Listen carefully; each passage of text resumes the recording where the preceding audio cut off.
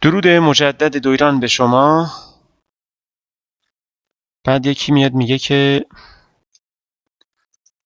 واسل دن به عنوان مثال واسل دن دویغن داشتلن. میگه خب دویران نشانگر چیه؟ چی رو میخوای ثابت کنی؟ چی رو میخوای نشون بدی؟ خب چی رو میخواد نشون بده؟ این بهترین ترجمه است. پس این رو فراموش نکنید. چیزی رو که میخواید بگید آقا این چی رو نشون میده؟ چی رو میخواد نشون بده؟ مثلا این تابلوی حتی میتونید بگید. میگید که das Gemälde. میگه نقاشی چی رو نشون میده؟ Was soll denn das Gemälde darstellen؟ میگه که نقاشی چی رو نشون میده؟ بعد میخوای بگی هیچی تو از این نقاشی سر در نمیاری؟ میگی که damit kann ich nichts anfangen. یعنی من با این هیچی نمیتونم شروع کنم، یعنی سر در نمیارم. بچه این جمله توپش یعنی مخصوص نفهمیدن یه تصویر، یه داستان، یه چیزی که باید فکر کنی بفهمیش ولی نمیفهمیش. میگی damit kann ich nichts anfangen. خب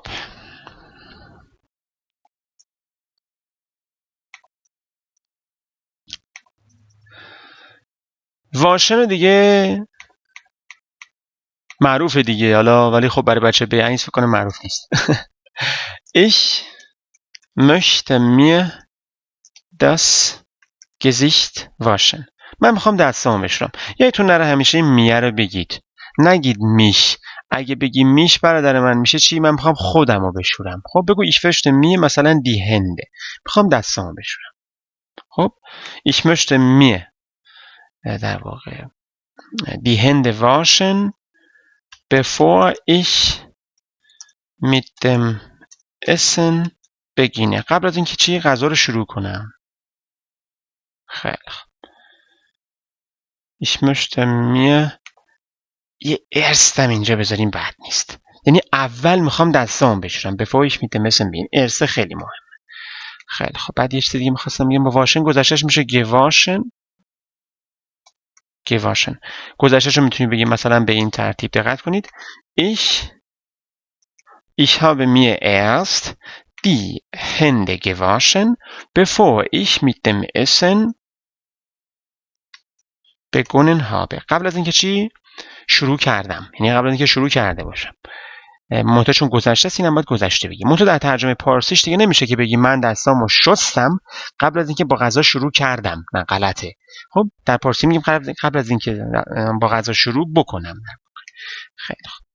باز یه نکته کوچولو بهتون میگم. الان شاید سطحتون آدسفای یقینا بچهای B1 و B2 به این فیلم نگاه نمیکنن. خب نکته که میخوام خدمتون بگم اینه که سعی کنید از همین سطح پایین بی خودی دنبال قرینه سازی و قرینه یابی در زبان آلمانی و پارسی نرید. مثلا نگید این زمان در زبان پارسی چی میشه. اصلا هیچ قرینه ای نداریم. این رو هم من بنده اینجا خدمتتون اعلام میکنم که من خب یه جای دیدم میگن که مثلا علامت مفعولی را در پارسی همون آکوزاتیوه، بعد این حروف اضافه داتیوه. آقا چرا اشتباه تدریس میکنین؟ این غلطه. اصلا ما هیچ قرینه‌ای در پر استثناست. شما زمانی که در 100 مورد نمیگم 90 موردش، از 50 مورد هم بالاتر توش پر استثنا باشه دیگه شما نمیتونید قانون در بیارید. متوجه هستید؟ نمیشه. باید همه رو به صورت استثنا یاد گرفت. یه مثال میگم حالا که حالا صحبتش شد، شاید قبلا گفتم. مثلا فراگن رو شما چی میشناسید؟ درسته؟ فراگن ترجمه کنید. پرسیدن از. آفرین. ترجمه فراگن میشه پرسیدن از. یکی میگه موری مگه قبلا نگفتی از میشه چیز؟ از میشه اصلا خدمت شما من درستش کنم. مگه نگفتی از میشه aus؟ مثلا ich komme aus dem Iran. بله. حتی میگیم که ich hole مثلا das Buch aus dem Schrank. من کتابو میرم از چی؟ کمد میارم. اینجا aus شد از، ولی این از در خودش پنهانه. حالا بیام چی بگیم این از مثلا آکوزاتیو سازه؟ نه. بنده فعل دیگه الان حضور ذهن ندارم. بهتون میگم که حرف اضافهش از باشه ولی اون از داتیو باشه. مثلا دقت کنید. حالا من ich sich bei دقیقاً همینه. آفرین. شانس شما اومد. bedanken. من تشکر میکنم از، به خاطر یا برای. ببینید این ازه همین بایست. ich bedanke mich bei dir. پس چه این ازه شد داتیو ساز. دقت کردید؟ پس هیچ قرینه ای نیست، بی خودی وقتتون هدر ندید. خب این ولن رو میبینید؟ ولن میشه انتخاب کردن. ولی وقتی شما میگید مثلا میگید که Entschuldigung wählen Sie bitte die Nummer یا تلفن نومه. حالا من تلفنم بذار تکمیل بنویسم. میگه که لطفا این شماره تلفن رو چی بگیرید. لطفا این شماره تلفن رو بگیرید. پس ولن میشه چی؟ گرفتن. انتخاب کردن هم معنی میده. منتها یه چند تا دیگه انتخاب کردن بگم. auswählen میشه انتخاب کردن. اگه چطوری میخواید سوا کنی و جدا کنی میشه aussuchen. دقت کردید؟ مثلا میگه که suchen Sie bitte eine Jacke aus. لطفا یه ژاکت رو انتخاب کنید. تموم شد. بعد گذشته‌ش هم بدونید ausgesucht. همون gesucht میشه ausgesucht. یه دونه چی میاد؟ یه واقع aus میاد اولش. خیلی خوب. اینم از aussuchen. warten auf. بذارید یه نکته هم در مورد warten auf بگم. البته 3 دقیقه بیشتر از فیلم نموده. احتمال داره این نکته که الان میخوام شروع کنم بگم شاید یه مثلا 6-7 دقیقه طول بکشه. هیچ اشکال نداره. اگر کم اومد در این فیلم، در فیلم بعدی در خدمتتون خواهم بود. دقت کنید. اول به نکات تئوری که میگم دقت کنید. ببینید دوستان، زبان آموز سطح آ1 یا آ2 هستید. به خودتون فشار بیارید یه مدت. در B1 خیالتون راحت باشه. سر بالا، راحت، سینه جلو برو. چرا؟ چون آ1 آ2 خوب کار کردی.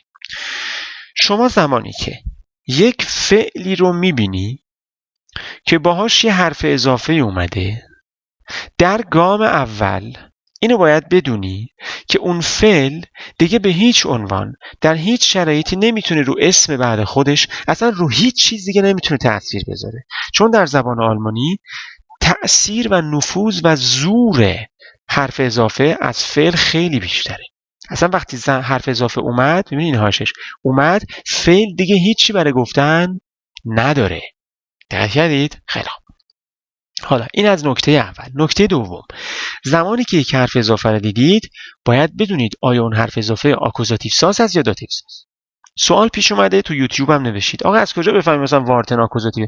وارتن رو پیشونیش ننوشید دوست من، زبان آموز عزیز. بایستی الان که من به شما گفتم وارتن در واقع یا همین آف مثلا آکوزاتیو سازه یا مثلا اسن آکوزاتیویه، همین الان دیگه اون حفظش کنید. دقت کنید، همین حفظ، دنبال فرمول نباشید. در آلمانی زبان استثناء هاست. خب گام دوم چی شد بگید که بفهمید چی این آکوزاتیوه یا داتیوه. آفرین. خب گام اول چی بود بگید؟ زور حرف اضافه بیشتر از فعله. فکر کنم گاما رو فراموش کردید. اشکال نداره. خب گام سوم چیه؟ شما زمانی میشه که با این فعل، گام سوم خوب دقت کنید مهمه، زمانی میشه که با این فعل و حرف اضافهش یقینا میخواید در مورد یک شخص صحبت کنید، زمانی هست که میخواید در مورد یک چیز صحبت کنید. این دوتا خیلی مهمه. حالا دقت کنید من چیکار میکنم. Ich warte. ببخشید. خب ich warte auf. یادتون باشه گفتیم auf چیه؟ در این فعل آکوزاتیو سازه. meine بگیم Bruder. من منتظر برادرم. ببینید وارتن هیچ کاری نمیکنه، همش auf داره دستور میده. آکوزاتیو ساز به بروده گفت آقای بروده آرتیکل چیه؟ گفت دره. گفت یالا بکنش دن. بعد گفت باشه ماینم میشه ماینن. ich warte auf meinen Bruder. حالا بریم ببینیم ich warte auf den Zug چی میشه. ببینید حالا ای وای 30 ثانیه بیشتر نمونده، اشکال نداره. حالا به من پاسخ بدید. مگه اینجا شما منتظر یک شخص نیستید؟ درسته؟ میخواید از این یک سوال بسازید. درسته؟ میخواید بگید منتظر چه کسی هستی؟ خب حرف اضافه رو بگید آفه. آفرین. خب شما رو به خداوند مهربان میسپارم در فیلم بعدی از خدمتتون هستم. این بحث رو تکمیل میکنم. چند بار جای دیگه هم گفتم براش فیلم مستقلم زدم، ولی اینجا یه بار تکرار میکنم. هر جا هستید شاد خرم باشید. در ویسبادن، در